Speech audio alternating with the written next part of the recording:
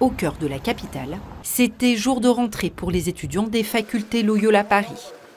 Cet institut d'enseignement supérieur de la Compagnie de Jésus en France dispense des enseignements philosophiques, théologiques et sur les grands enjeux de société. Avant de reprendre les cours, c'est le supérieur général des Jésuites lui-même, le père Arturo Sosa, qui donnait une conférence inaugurale pour cette rentrée académique. Me siento muy contento de poder compartir con ustedes esta jornada de inicio del año académico que además coincide con el 50 aniversario del Centro CEF. La ocasión es propicia para compartir con ustedes algunas reflexiones sobre el desafío que representa para la Compañía de Jesús el trabajo intelectual, dimensión esencial en su vida.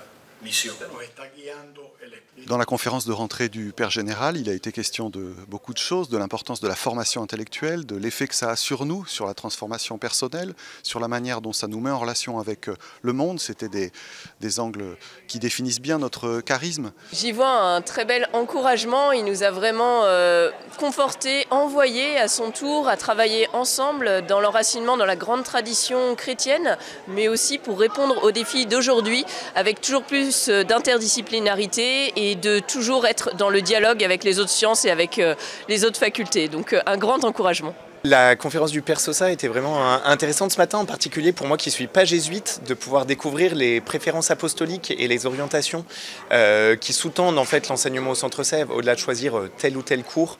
Voilà, ça permet de se rendre compte un peu de la démarche un peu plus ample dans laquelle ça rentre, en particulier l'attention à la voix des plus pauvres. Parmi les grands thèmes évoqués par le Père Général, la question de l'intelligence de la foi, centrale dans l'enseignement des jésuites.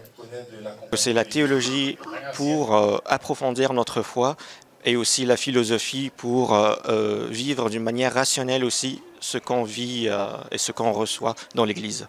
Dans les relectures que nous sommes invités à faire tout au long de notre cursus, on est justement invité à tracer des liens entre ce que nous étudions, donc les textes de la tradition, et ce que nous vivons très personnellement. Cela nous aide, il me semble, à entrer dans une forme d'intelligence de la foi qui est très incarnée et je pense qui peut aider à répondre là où nous sommes aux défis du monde. Sur l'intelligence de la foi, moi, il me semble qu'il y a deux choses que je viens rechercher.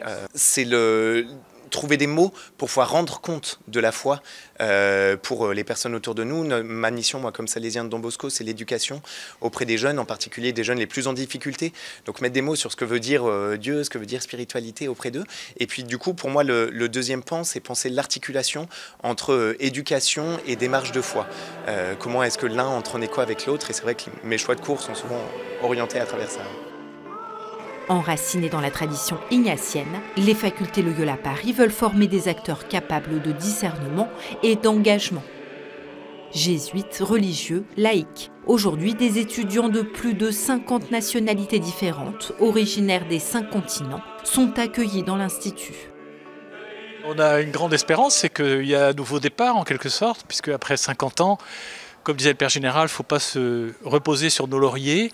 On a un nouveau recteur, un nouveau vice-recteur et on a une dynamique nouvelle parce qu'il y a plein de nouveautés aussi dans le programme et dans les activités, des DU. Il y a aussi tenir bon le rayonnement.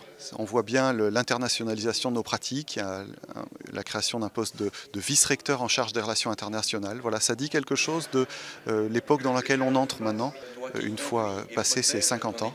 C'est quand même un lieu où des gens ayant des expériences religieuses, ecclésiales très différentes se retrouvent et ça prépare l'avenir, ça prépare la solidarité, ça prépare la paix, ça prépare une église aussi plurielle dans laquelle il va falloir s'entendre.